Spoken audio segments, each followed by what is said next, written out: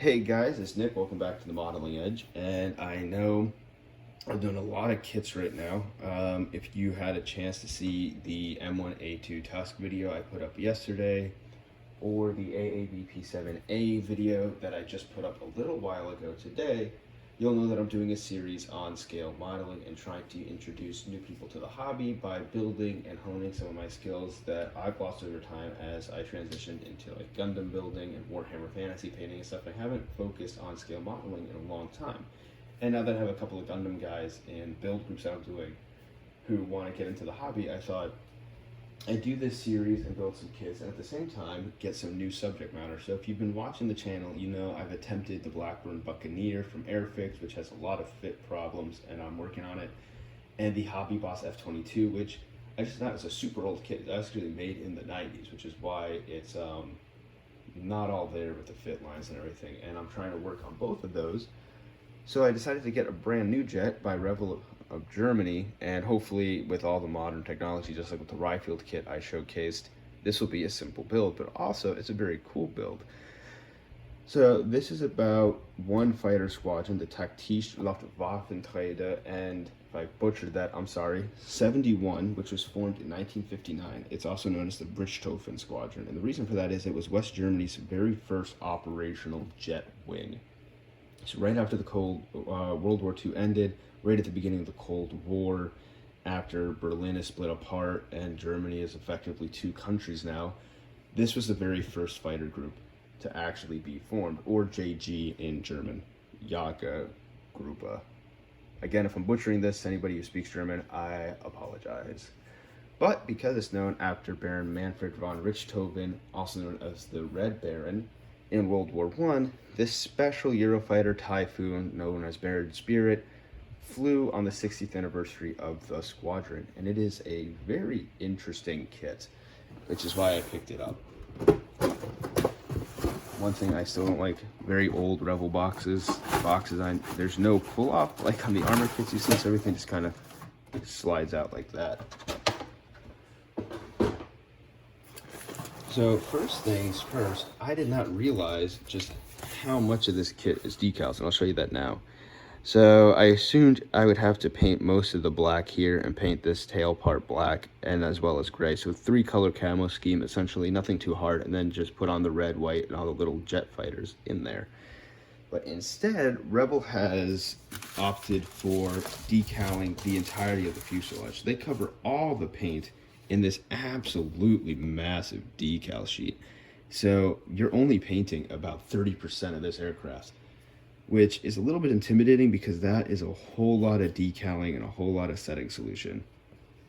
But there's the squadron emblem, the anniversary emblem. There's, of course, Manfred Richthofen, his famous Fokker Dry 1, or, dry wing aircraft. And then here is, these are all different types of silhouettes of jets that the squadron has flown since 1959, which was in their inception. So, you have a Phantom, Eurofighters, you have an F-86 Sabre, some F-104 Starfighters. It's pretty cool. They're highly detailed decals. However, on the flip side, the control surfaces are the same old Rebel fare, not really detailed, more like Airfix, some buttons and stuff. So there's going to be a lot of canopy work to do. Not canopy, but cockpit work, sorry. Just to bring it up to par. But all the other decals are just absolutely gorgeous. I hope they go down real well. They're printed by Cartograph in Italy, so they should be pretty good decals. 2020 kit, so this is brand new for this year, and it's just really, really interesting.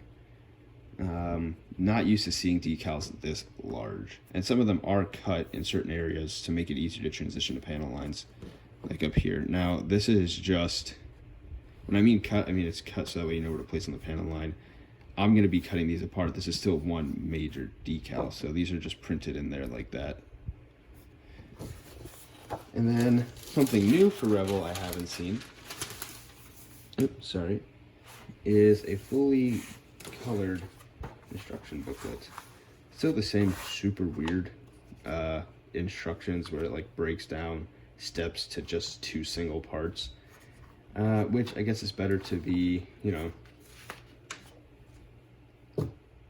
I don't want to say too specific, but you know, on the kit I just showed you and the Ryefield kit, you'll know, just like any armor vehicle kit, it's got one page with like about 20 steps and they move to the next step. There's only 10 steps in the Hobby Boss kit, whereas for this Rebel kit, because of how they split it up, there's 58 steps because they include markings, but 54 to build it, and then really beautiful. And I guess for a kit like this, it's absolutely necessary with the amount of decals you have on it. But a beautiful, sorry about the glare, color marking guide, which covers just every single inch of this aircraft. I mean, look how many decals that is.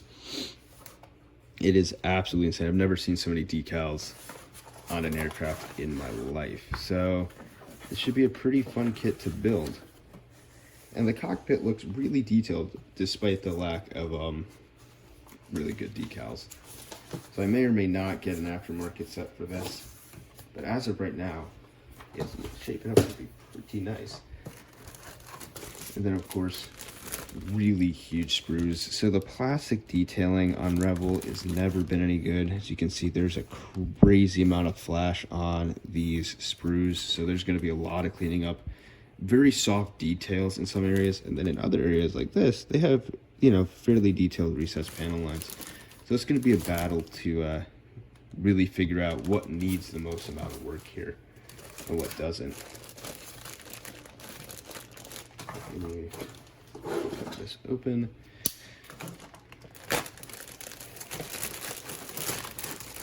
So Rebel of Germany is one of the better, or I shouldn't say one of the better companies. They're just more trusted by modelers than the American Rebel company, which has now gone out of business in 2019, and it's all going to be just Germany from now on.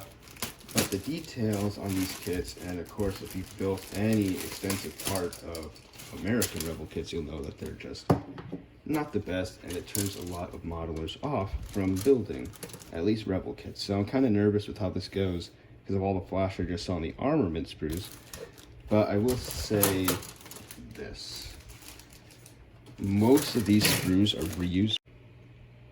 reused from earlier Typhoon kits, so they're not the highest quality. Well, I shouldn't say that, but the molding technology put in is not the highest quality. Whereas these are brand new for 2020. Now, you'll see the parts that are brand new because they have less flash and they're nicely detailed, and parts that are old, like there's still some flash even on the fuselage in places, but nothing too crazy, nothing as crazy as the missiles. Simplified tub style cockpit,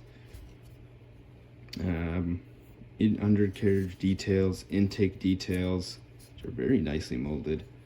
Hopefully that seam's not too noticeable. I'll have to sand that down. But yeah, recessed panel lines looking pretty okay. I might deepen them a little bit, see how it goes. But yeah, so a lot of flash around the actual fuselage itself as well. Get pretty deep intakes, tire details not really there. Landing gear strut detail isn't there, so there's some work to be done on that. Again, good fuselage detail with the panel lines. A lot of flash on the wings is going to be hard to sand without making it look a little warped. And no real details on the wings besides basic recessed panel lines, which for a Eurofighter, that's not terrible. There's nothing wrong with that approach. Just at 48 scale, some aircraft companies will do a little bit more. More aircraft, their landing gear strut detail here, the actual gear bays, some very basic strut work with injection, true to Rebel, raised injection pin marks through difficult parts where it's going to be almost impossible to sand, and then the parts that you're gluing into the kit that nobody sees is not the part they pin. So just the way that Rebel does its molding is where, and like this entire part of the kit is completely covered in a sea of flash and it'll have to be rescued. So just the way Rebel does its stuff is really notorious for beginner modelers as just especially new modelers, where we're so used to things like the rifle kit I showed off, which is just absolutely gorgeous in its crisp molding techniques, highly detailed down to texture, whereas Rebel is using the same kind of style of molds they've been using since the 90s. And there's nothing wrong with that. For experienced modelers, that's not an issue because we've been building like that for years. However, I stopped doing aircraft about a decade ago. So for me, now, cleaning up all the flash inside of, say, the nacelle right there is going to be a nightmare. And part of the reason why I personally have avoided Rebel kits my entire life. After I grew up building them, but, you know, for all the reasons I just mentioned, I stopped. And then, last but not least, you get, hopefully not broken, but off the screw, the canopy parts with what looks like a really, really bad seam line straight down the canopy. That's just awful. This kit's going to take a lot more work than I thought, and I will be doing a new video on how to just polish that up a little bit. I don't remember if the Eurofighter has a bubble canopy or not. If it does, then there's no problem there. But if it does have a bubble canopy, that seam line shouldn't be there. Yeah, so it is, like most modern jets, complete bubble all the way down. So that seam line's going to have to get removed, and that's just a mess. Good news is no seam line on the front part of the canopy. And then this is your heads-up display that goes in the cockpit, and some other little windows and lights for the wingtips. So not a lot of clear parts, but still pretty cool. All in all, a very interesting kit. I can't wait to start working on it, but my hopes of having a nice, easier jet build than some of the 72nd kits have been massaged. So now I'm going to have to put in a lot of work on this, but hopefully, you know, it'll be an interesting build. I haven't seen a lot of people build this aircraft yet, so I'm really excited to do it. Like I said, it released in April, so it's like 5 months old. So it promises to be very interesting and just an incredible display piece. So again, as always, if you like this content, please like and subscribe, or just let me know in the comment section below what you think of the new Rebel of Germany kits. I haven't built any of the new range, so I'm excited to see if they are getting better progressively, or if they're kind of just using the same old molds, because this was not a new kit. Obviously, they've released the Eurofighter Typhoon years and years ago, so that's why most of this is so old. If their new kits are good, if they're not, if you like them, if you don't, just your experience with aircraft modeling or Rebel in general. Always like to talk to you guys and see what the community is doing. And as always, thank you so much for watching, and I'll see you next time.